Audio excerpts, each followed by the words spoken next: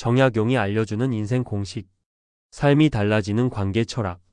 인생에서 진정한 성공을 이루기 위해서는 단순히 재산이나 명예, 사회적 지위만이 중요한 것이 아닙니다.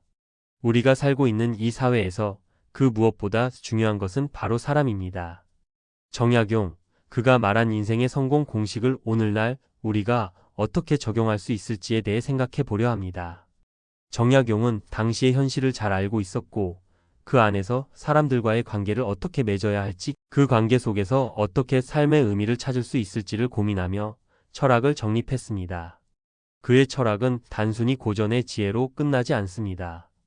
오늘날 우리가 직면하는 문제들과도 깊은 연관이 있으며 그 문제를 해결할 수 있는 해답을 제시해 줍니다.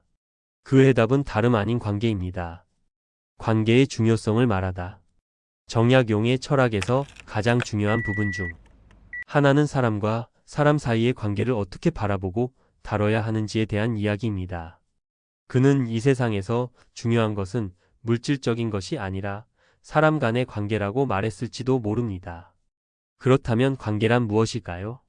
우리가 흔히 말하는 친구, 가족, 직장 동료 등 여러 사람들과의 교류에서 관계가 형성됩니다.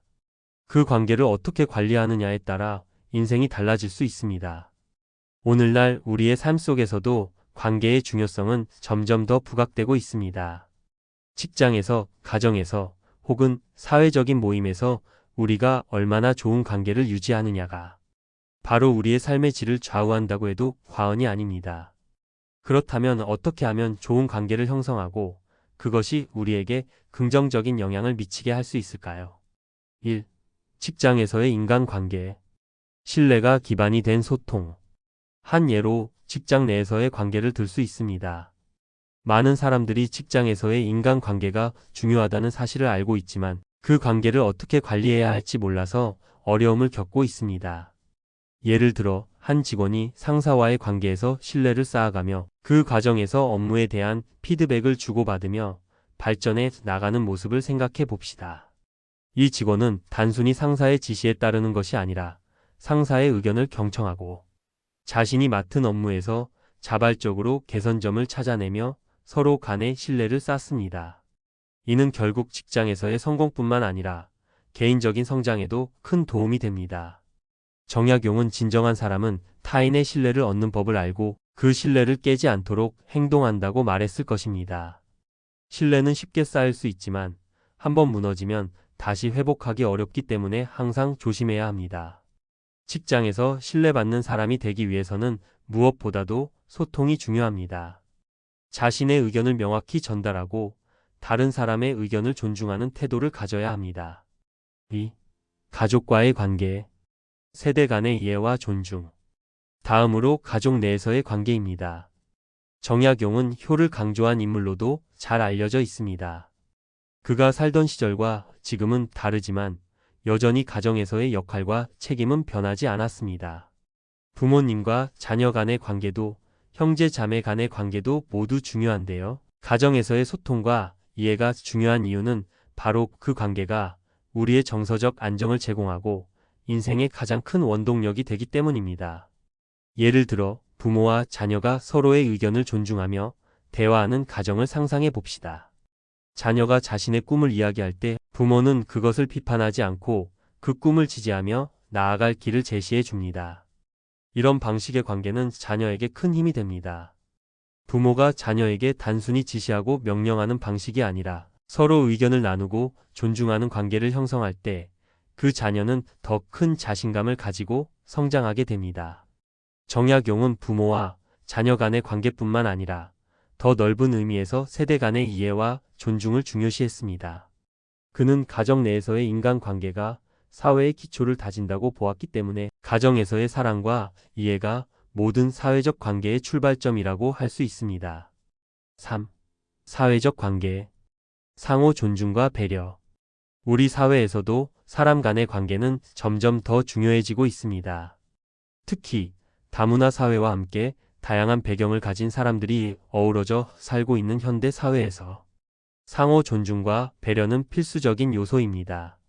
정약용은 인간의 본성에 대해 깊이 연구하며 사람들 간의 관계에서 중요한 것은 타인을 이해하고 배려하는 마음임을 강조했습니다. 그는 인간의 본능적인 이기심보다는 공동체 내에서의 협력과 배려가 더 중요한 가치라고 보았습니다. 예를 들어 같은 직장 내에서 다양한 문화적 배경을 가진 사람들이 함께 일할 때 그들의 차이를 이해하고 존중하는 자세가 필요합니다. 이를 통해 서로 간의 불필요한 갈등을 피하고 오히려 팀워크를 강화할 수 있습니다. 다양한 의견을 존중하고 다각도로 생각할 수 있는 능력을 키우는 것이 중요합니다. 이는 결국 더 나은 사회를 만들기 위한 밑거름이 될 것입니다. 4. 친구와의 관계. 진정성과 신뢰. 친구와의 관계도 중요한데 진정성과 신뢰가 핵심입니다. 사람은 누구나 힘들 때나 기쁠 때 친구가 필요합니다. 그런데 이때 진정성 있는 친구가 곁에 있으면 큰 힘이 됩니다. 예를 들어 친구가 어려운 상황에 처해 있을 때 그 친구에게 필요한 건 단순한 조언이나 해결책이 아닙니다. 그 친구가 진정으로 자신을 이해하고 지지해준다는 믿음이 필요합니다. 정약용이 말한 진정한 사람은 바로 이런 친구가 되어주는 사람입니다. 친구와의 관계가 신뢰와 진정성으로 유지될 때 그 관계는 시간이 지나도 변하지 않고 오래갑니다. 5. 연애와 결혼. 상호 이해와 존중. 마지막으로 연애와 결혼에서의 관계입니다. 이 관계는 우리가 인생에서 가장 중요한 의미를 부여하는 부분일 수 있습니다. 사랑하는 사람과의 관계가 지속될 수 있는 비결은 상호 이해와 존중에 있습니다. 정약용이 생각한 이상적인 인간관계는 서로를 존중하고 배려하는 것이었습니다. 연애와 결혼에서도 마찬가지입니다. 서로의 차이를 인정하고 갈등이 있을 때에는 대화와 이해를 통해 문제를 해결하려는 노력이 필요합니다. 정약용이 알려주는 인생 공식. 삶이 달라지는 관계 철학 심리학자의 시각으로 바라본 조언. 정약용의 철학은 단지 고전적 지혜에 그치지 않고 오늘날 우리가 겪고 있는 다양한 심리적, 사회적 문제를 해결할 수 있는 중요한 열쇠를 제공합니다. 그의 관계 철학은 사람과 사람 사이의 상호작용에서 발생할 수 있는 갈등을 해소하고 더 나아가 개인의 삶의 질을 높이는 데 큰 도움이 됩니다. 이를 통해 우리는 어떻게 더 건강한 관계를 맺을 수 있을지, 또한 그러한 관계가 우리의 행복과 성취에 어떤 영향을 미치는지 깊이 생각할 수 있습니다. 저는 심리학자로서 사람과 사람 사이의 관계에서 발생하는 여러 문제를 분석하고 이를 해결하는 방법을 연구해 왔습니다. 심리학적으로 보면 인간은 본질적으로 사회적인 존재이며 우리의 심리적 안정은 다른 사람들과의 관계에서 크게 영향을 받습니다. 이 관계들은 종종 우리의 자아, 존중감, 행복, 그리고 성공적인 삶의 지표와 밀접하게 연결됩니다. 이제 우리가 정약용의 철학을 현대적으로 해석하고 그 안에서 유용한 심리적 조언을 찾아보겠습니다. 1. 자아 존중감과 관계의 상호작용. 정약용은 인간관계에서 가장 중요한 것은 존중이라고 말할 수 있습니다. 그는 세상에서 진정으로 중요한 것은 사람 간의 관계라고 했습니다. 심리학적으로 볼 때 존중은 우리가 타인과의 관계를 형성할 때 가장 기본적이면서도 중요한 요소입니다. 특히 자아 존중감을 높이고 건강한 인간관계를 형성하는 데 중요한 역할을 합니다. 자아 존중감은 우리가 자신을 어떻게 평가하고 우리가 가치 있는 존재라고 느끼는 정도입니다. 이는 우리의 정신적, 정서적 안정에 큰 영향을 미치며 건강한 자아 존중감을 가진 사람은 자신을 과도하게 낮추거나 높이지 않고 현실적이고 균형 잡힌 자아 이미지를 유지합니다. 자아 존중감이 높을수록 타인과의 관계에서 갈등을 잘 해결하고 서로를 이해하며 존중할 수 있습니다. 정약용이 강조한 사람을 존중하는 법은 그 자체로 심리학적인 교훈을 줍니다. 다른 사람을 존중하는 것은 결국 자신의 자아 존중감도 높이는 일이기 때문입니다. 타인을 존중하는 태도를 가질 때 우리는 다른 사람들과 건강한 관계를 맺을 수 있으며 이는 궁극적으로 우리 자신의 행복으로 돌아옵니다. 반면 자아 존중감이 낮거나 타인에 대한 존중이 결여되면 관계에서 갈등이 생기기 쉽고 이는 심리적 불안정으로 이어질 수 있습니다. 조언. 자아 존중감을 높이기 위한 첫걸음은 자신을 있는 그대로 받아들이고 자신의 강점과 약점을 인정하는 것입니다. 자신을 존중하는 태도를 통해 타인에게도 그 존중을 자연스럽게 전달할 수 있습니다. 2. 감정 조절과 관계 유지. 우리 인간은 감정적인 존재이기 때문에 관계에서 발생하는 갈등이나 스트레스는 종종 우리의 감정을 자극합니다. 하지만 감정을 어떻게 다루느냐가 그 관계의 지속성에 큰 영향을 미친다는 사실은 많은 심리학적 연구를 통해 입증되었습니다. 정약용은 관계에서 중요한 것은 단지 행동이나 말뿐만 아니라 그 관계 속에서의 감정의 흐름이라고 생각했을 것입니다. 관계에서의 감정 조절 능력은 갈등을 해결하는 데 필수적인 요소입니다. 우리가 감정을 효과적으로 조절할 수 있을 때 감정적인 폭발이나 갈등을 피할 수 있으며 상대방과 건설적인 대화를 이어갈 수 있습니다. 이 과정에서 중요한 것은 감정을 억누르거나 부정하는 것이 아니라 감정을 인식하고 적절히 표현하는 것입니다. 감정을 억누르는 것은 심리적 스트레스와 불안을 초래할 수 있으며 나중에는 큰 감정 폭발로 이어질 수 있습니다. 반면 감정을 표현하는 것은 건강한 방식으로 관계를 개선하고 서로를 더 잘 이해할 수 있는 기회를 제공합니다. 정약용은 관계에서 발생하는 갈등을 해결하는 데 있어서도 감정의 조절을 강조했을 것입니다. 그는 사람과 사람 사이의 상호작용에서 중요한 것은 서로의 감정을 존중하고 그 감정을 적절하게 다루는 것이라고 봤을 것입니다. 조언. 감정을 효과적으로 조절하는 가장 중요한 방법은 자기인식입니다. 자신의 감정을 잘 인식하고 그것이 왜 발생했는지 이해하려는 노력이 필요합니다. 감정을 이해한 후에는 그것을 어떻게 표현할지 고민하며 상대방과 소통하는 방법을 배워야 합니다. 이는 갈등을 줄이고 관계를 더욱 안정적이고 건강하게 유지하는 데 큰 도움이 됩니다. 3. 갈등 해결의 심리학적 접근. 갈등은 어느 관계에서나 발생할 수 있습니다. 인간은 본능적으로 각자의 생각과 욕구를 가지고 있기 때문에 서로의 입장이 다를 때 갈등이 일어나는 것은 자연스러운 현상입니다. 하지만 중요한 것은 갈등을 어떻게 해결하느냐입니다. 정약용은 사람들 간의 갈등을 해결하는 방식에 대해 중요한 교훈을 남겼다고 할 수 있습니다. 갈등을 해결하기 위해서는 먼저 상대방의 입장을 이해하려는 노력이 필요합니다. 심리학적으로 공감은 갈등을 해결하는 데 중요한 역할을 합니다. 상대방의 입장을 이해하고 그 사람의 감정과 생각을 존중하는 태도는 갈등을 평화롭게 해결하는 첫걸음입니다. 정약용이 강조한 이해와 소통의 중요성은 여기서 드러납니다.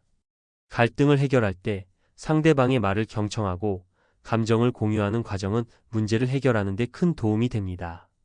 또한 갈등을 해결하는 과정에서 감정을 직접적으로 표현하는 것만큼 중요한 것이 바로 문제 해결입니다. 단순히 감정을 풀고 서로의 입장을 이해하는 것만으로는 갈등이 해결되지 않을 수 있습니다. 문제를 해결하기 위한 구체적인 노력이 필요합니다. 이때 중요한 것은 문제를 객관적으로 바라보고 해결 방안을 함께 모색하는 것입니다. 조언. 갈등을 해결할 때는 감정적 반응보다는 이성적 접근을 하는 것이 중요합니다. 갈등의 본질을 파악하고 그 문제를 해결하기 위한 구체적인 방법을 논의하는 것이 필요합니다. 갈등 해결의 과정에서 중요한 것은 상호 존중과 문제 해결의 협력입니다. 4. 사회적 관계에서의 상호 배려. 정약용은 인간 관계에서의 중요한 요소 중 하나로 배려를 들 수 있습니다. 배려는 상대방에 대한 관심과 존중을 바탕으로 한 행동입니다. 심리학적으로 배려는 관계에서 신뢰를 쌓고 상호작용을 긍정적으로 이끌어가는 데 중요한 역할을 합니다. 특히 사회적 관계에서 배려는 우리가 다른 사람들과 원활하게 소통하고 긍정적인 상호작용을 지속하는 데 필수적인 요소입니다. 사회적 관계에서 배려가 중요한 이유는 그것이 타인에게 신뢰를 주기 때문입니다. 우리는 배려받을 때 자신감과 안정감을 느끼며 타인을 배려하는 행동을 통해 더 많은 사회적 자본을 쌓을 수 있습니다. 이러한 배려는 우리가 직장, 가정, 친구 관계에서 더 긍정적이고 협력적인 태도를 유지하게 합니다. 정약용이 말한 배려는 단순히 상대방을 위한 행동에 그치지 않습니다. 그것은 결국 나 자신의 행복을 증진시키는 길이기도 합니다. 배려하는 마음은 결국 사회적 유대감을 형성하고 더 나아가 우리가 속한 공동체를 더욱 건강하게 만듭니다. 조언. 사회적 관계에서 배려를 실천하는 방법은 간단합니다. 상대방의 입장을 고려하고 그 사람이 처한 상황을 이해하려 노력하는 것만으로도 충분합니다. 작은 배려가 쌓이면 그것은 관계를 더욱 튼튼하게 만들고 더 나아가 자신에게도 긍정적인 영향을 미칠 것입니다. 5. 연애와 결혼에서의 관계 철학. 연애와 결혼은 우리가 경험하는 가장 중요한 인간관계 중 하나입니다. 이 관계에서 중요한 것은 이해와 존중입니다. 정약용이 강조한 사람과 사람 사이의 상호작용에서 가장 중요한 것은 상호 존중입니다. 연애와 결혼에서도 이러한 철학은 유효합니다. 연애에서 상대방을 존중하고 그 사람의 개인적인 공간과 감정을 존중하는 것이 중요합니다. 결혼에서의 관계는 단순한 사랑의 감정으로만 유지될 수 없습니다. 이해와 존중을 바탕으로 한 지속적인 노력과 소통이 필요합니다. 결혼 생활에서의 갈등 해결 방식과 소통은 그 관계를 오랫동안 건강하게 유지하는 데 중요한 요소가 됩니다. 조언. 연애와 결혼에서 중요한 것은 감정만큼이나 실질적인 소통입니다. 상대방의 감정을 잘 이해하고 갈등이 있을 때에는 그것을 해결할 수 있는 방법을 함께 찾는 태도가 필요합니다. 결론. 정약용의 관계 철학이 현대 사회에 주는 교훈. 정약용의 관계 철학은 오늘날 우리 사회에서 더욱 중요한 의미를 갖습니다. 그는 인간관계에서의 존중, 이해, 그리고 배려가 진정한 성공과 행복을 이루는 핵심 요소임을 강조했습니다. 심리학적으로도 사람 간의 관계는 우리의 자아 존중감, 감정 조절 능력, 그리고 사회적 행복과 밀접하게 연결되어 있으며 이들이 잘 형성될 때 우리는 더 건강하고 긍정적인 삶을 살 수 있습니다. 결국 정약용의 관계 철학은 우리가 살아가는 데 있어 가장 중요한 교훈을 제공합니다. 사람 간의 관계를 어떻게 관리하고 유지하는가가 인생의 성공을 좌우합니다. 상호 존중과 이해, 감정의 조절, 배려를 바탕으로 한 관계는 결국 더 나은 사회와 더 행복한 개인을 만들어갑니다. 우리의 삶에서 정약용이 강조한 관계의 중요성을 기억하며 그 철학을 현대적 맥락에서 실천해 나간다면 우리는 더 풍요롭고 의미 있는 삶을 살 수 있을 것입니다.